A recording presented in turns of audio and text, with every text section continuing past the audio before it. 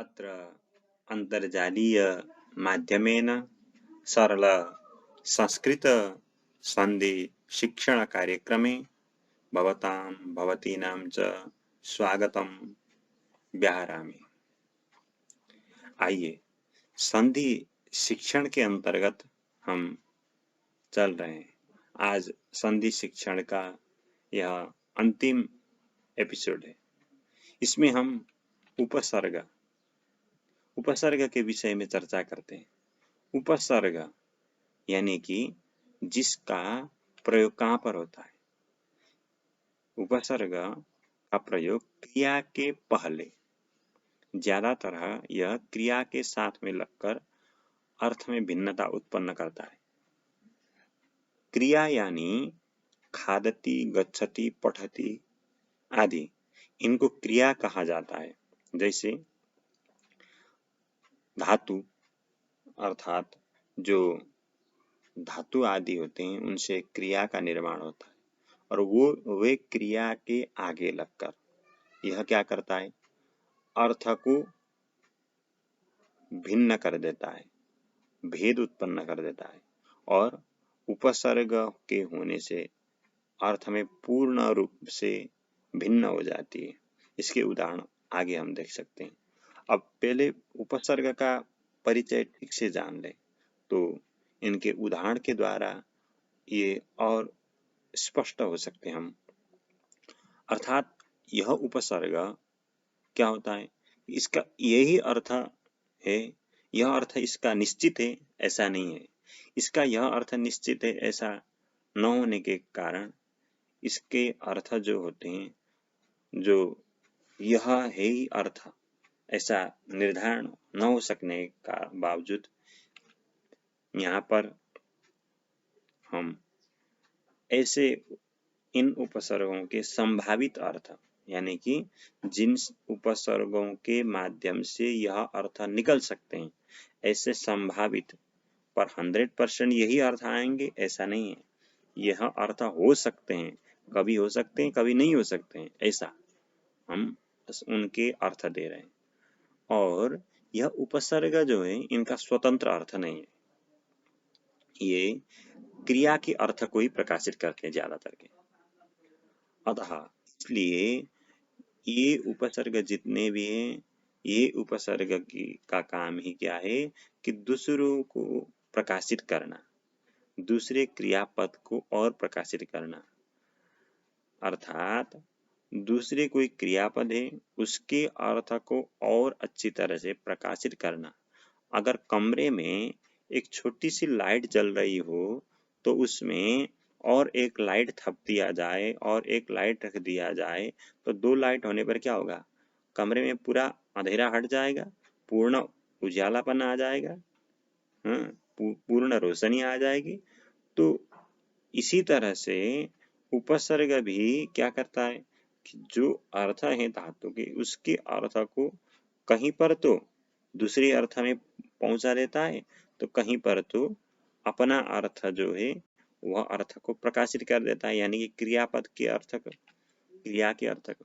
तो आइए अब हम उपसर्ग, ये ज्यादा नहीं है, 20-22 है, और ये उपसर्ग जितने हैं उनका संभावित अर्थ आप इनको जान ले तो समझने में सरल रहेगी।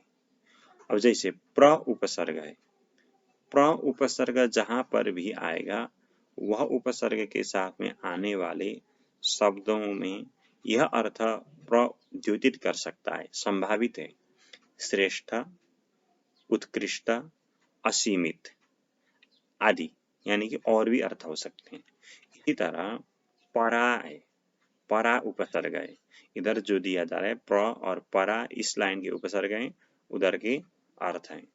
पृथक, परा के ये अर्थ हो सकते हैं, पृथक यानी कि अलग अलग, अनंतर यानी कि बाद में, विपरीत अर्थात उल्टा, ऐसा अर्थ हो सकता है। इसी तरह अप है, अप का अर्थ यह हो सकता है कि गलत, हटाना, अलग होना, यह अर्थ हो सकता है अप का। सम उपसर्ग है, सम का जुड़ना, सम्यक यानी कि अच्छा, और पूर्णता, पूर्णता यानी पूर्ण, और साथ ऐसे इतने अर्थ हो सकते हैं। इनसे और भी हो सकते हैं। अनु यानी कि पीछे, और पश्चात और साथ, यह भी इन अनु का अर्थ हो सकता है। अव यानी कि नीचे, दूर, अपमान, बुरा यानी कि जो अच्छा ना हो, अच्छा का विपरीत बुरा, इन अर्थ हो सकते हैं। इसी तरह निस यानी कि बिना, निकलना, दूर होना, ये अर्थ निस के हो सकते हैं। इसी तरह से यहाँ पर हैं और उपसर्ग हैं, जैसे निर उपसर्ग है। निर उपसर्ग का अर्थ यानी कि बिना, निर उपसर्ग का अर्थ बिना, निकलना, दूर होना, ये अर्थ निर उपसर्ग के हो सकते हैं। इसी तरह दुष् उपसर्ग है। दुष् उपसर्ग का दुष्ट यानी कि खराब, बुरा, खराब है, कठिन, दुष्कर, ये अर्थ हो सकते हैं।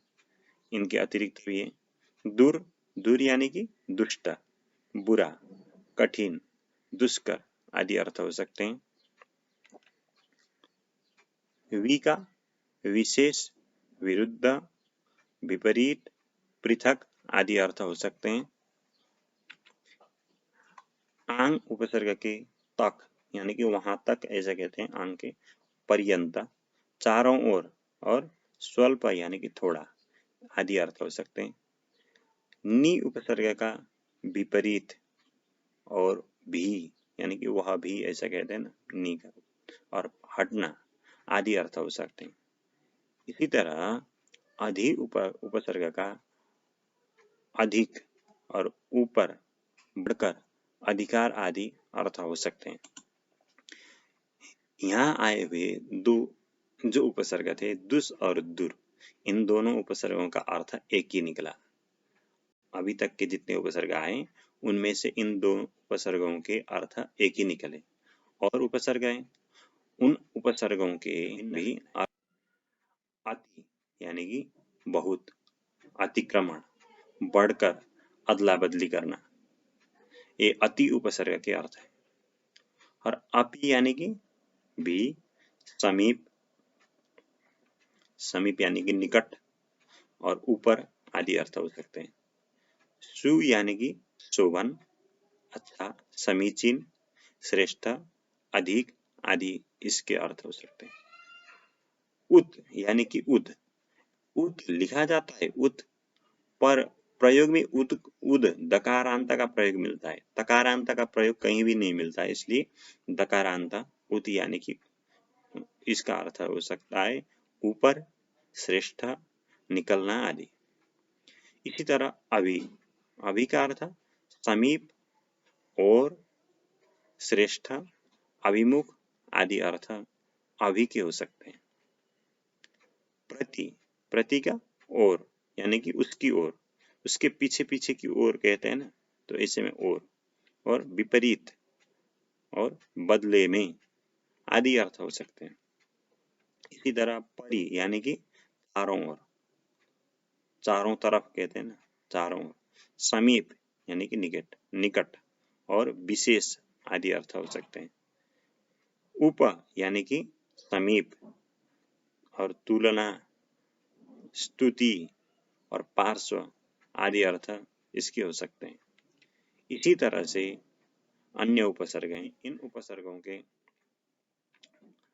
अर्थ यानी कि अब देखिए, इन उपसर्ग जो थे, इन उपसर्गों का अब हम प्रयोग करते हैं, तो उपसर्गों का प्रयोग करने के बाद कैसे धातु में के अर्थ में बदलाव होती है, कैसे वहां पर पूर्ण तरीके से बदलाव हो जाती है। जैसे इसके लिए एक श्लोक दिया गया है संस्कृत में, उपसर्गेण धात्वर्थो बलादन्यत्र नीयते। उपसर्गेण धात्वर्थो बलादन्यत्र नीयते। प्रहारहार संहार विहार परिहारवत्। प्रहारहार संहार विहार परिहारवत्।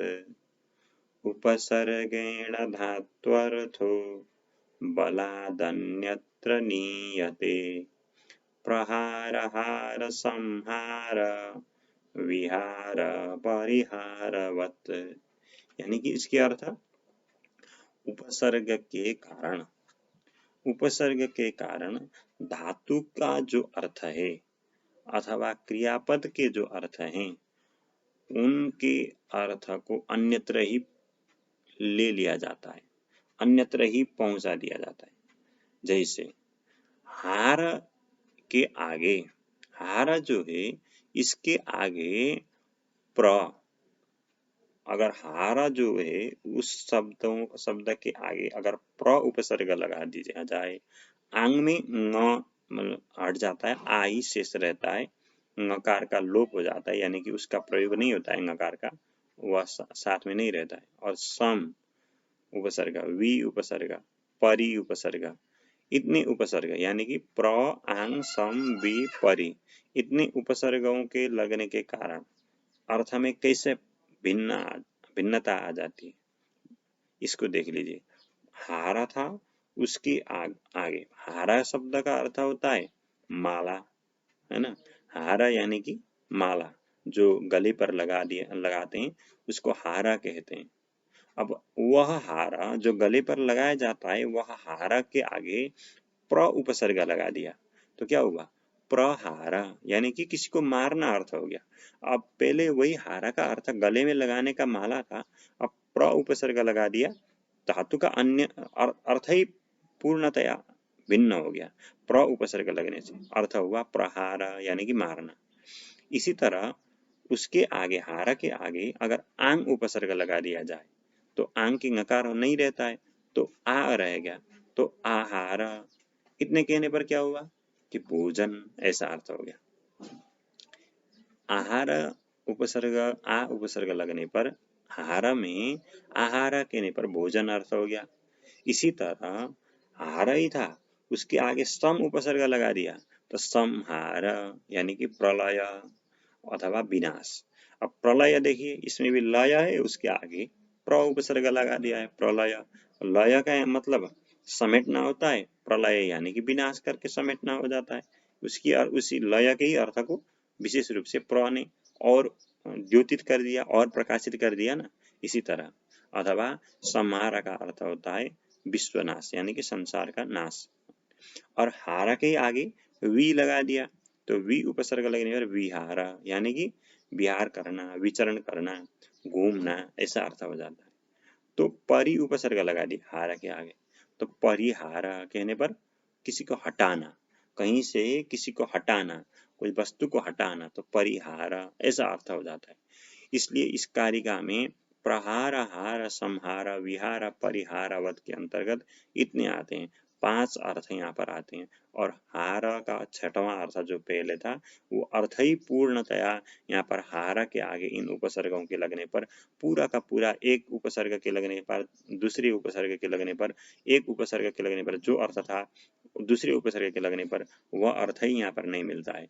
इसलिए उपसर्ग जितने भी हैं, ये इतने ही उपसर्ग हैं संस्कृत में, इतने उपसर्ग के लगने पर अर्थ में पूर्णतया भेद उत्पन्न हो जाती है, भिन्न रह जाती है। इसलिए इन उपसर्गों को ठीक से आप कंठस्थ कर लें और इनके सामान्य अर्थ, जो संभावित अर्थ यानी कि जो हो सकते हैं, ऐसे जो अर्थ दिए गए हैं उनको ख्याल रखें तो आप संधि के इतने ज्ञान करने के बाद आप अलग करके अथवा उसके अर्थ को यह उपसर्ग है ऐसा जान सकते हैं। जैसे आहार में आप जान सकते हैं हार और आ ऐसा है, प्रहार में प्र उपसर्ग है, प्र उपसर्ग लगने के बाद हार का कोई अर्थ है या नहीं उसको जानना है सबसे पहले। प्रलय, इसमें लय का अर्थ था तो उसके आगे प्र लग गया। इस तरह से आप इसका बारंबार अभ्यास करेंगे तो आप इन उपसर्गों का अभ्यास करने पर आप एक दिन संस्कृत के संधि शिक्षण में दक्ष और निपुण हो सकते हैं। तो इसलिए आप निरंतर इन उपसर्गों का अभ्यास कीजिए, इन उपसर्गों को कंठस्थ कर लीजिए। इन उपसर्गों को कंठस्थ करने पर आपको सरलता से सहज रूप में ही संस्कृत के हजारों शब्दों का ज्ञान करने में सरल रहेगा, क्योंकि उपसर्ग के लगने पर बहुत से शब्द बनते हैं। उन बहुत शब्दों के अर्थों को आप सरल रूप से जान सकते हैं। तो आज के लिए इतना ही। अब आगे के प्रसंग में हम पुल्लिंग यानी कि अजंता पुल्लिंग लघु सिद्धांत कौमुदी के रूपायन प्रक्रिया के अंतर्गत आएंगे। आज के लिए इतना ही। जय श्री कृष्ण।